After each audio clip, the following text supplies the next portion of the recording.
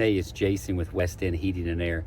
Out here on a service call, and I was gonna, disconnect the power right here to work on the air handler, and found something interesting in the disconnect. I don't know if you can see this behind me or not.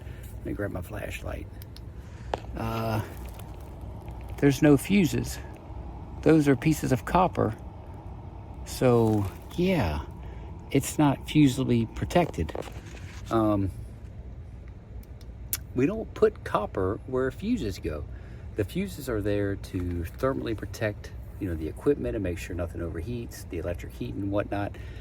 And maybe I'll be able to put in the right size fuses, but that might have stretched it out, so I might have to change the disconnect. Anyway, I got to get to work, but this is not what we do. How can we help you?